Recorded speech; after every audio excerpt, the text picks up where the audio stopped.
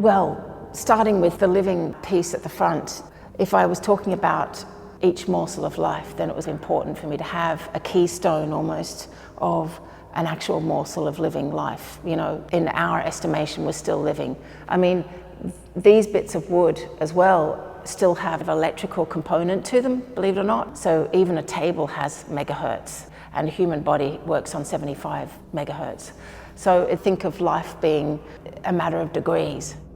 The tree in front was particularly important to that scrutiny. Is it living or is it dead? So that's an intense aspect. I did actually link it to a piece of plumbing because the root system was coming out and it reached out, and I just added that bit on. It was great to get into the lab knowing that, you know, the work has to be site specific in a way because it comes out of the ground and it connects in with, you know, the plumbing, the systems, the electrics. You know, even if it's only metaphorical, it still is quite important for me to have these rogue sculptures coming out of the ground or out of the walls down to the minutiae. And it's incredibly clever that we created the atom bomb, but at the same time there's been a lot of denial about our entanglement with animate as well as inanimate aspects of the planet. In the work that I do, there's a sort of a whimsical element, and there is that piece where,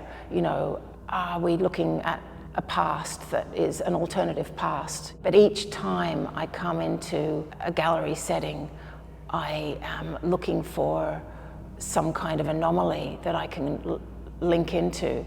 And this time round, it was great because there was a whole plasterboard that just hadn't been painted apparently for 20 years. And it was just right in the middle of the gallery. So I was able to start the sculpture at the top there and bring it down, and then for it to grow into the space.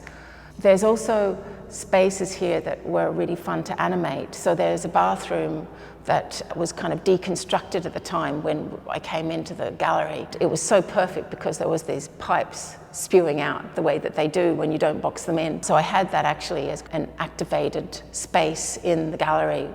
And there's also a little kind of foyer area at the top of the mezzanine that has, you know, the fire escape and the fire extinguishers. And so I put a bit of plumbing in there, put a broomstick in, and was able to use that kind of segment on the handle in order to kind of link it in with the rest of the exhibition. But also the experience of working here was particularly intimate with the cleaners, and it made a big difference to me linking in with them and having those kinds of conversations where they had a supporting role in the construction of the exhibition. So there's all that kind of really modest, humble aspect to the work that becomes invisible, but also I wanted to make it a visible thing this time round.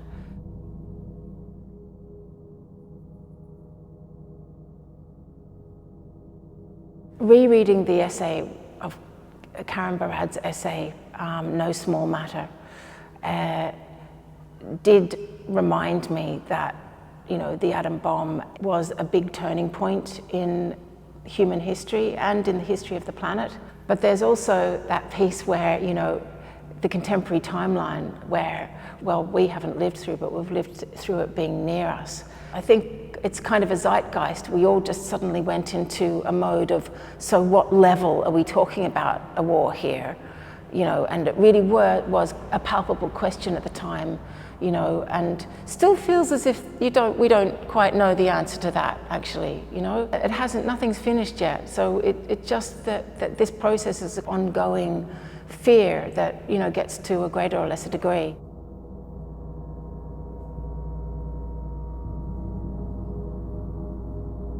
Say, for example, the former swallow. The aim is to make it semi-organic and semi-mechanical.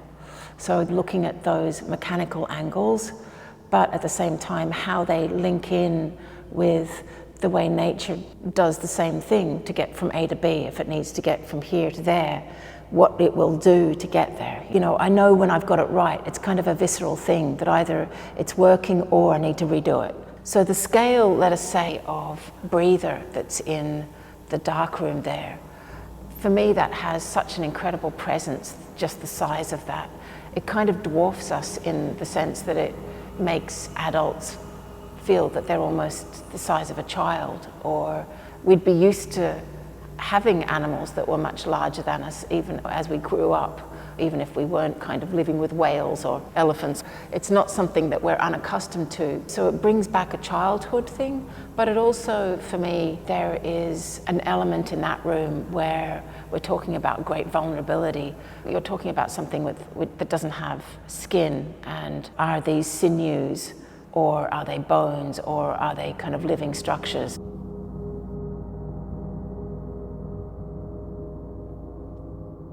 So these white segments were the way that I was kind of messing around with visible invisibility.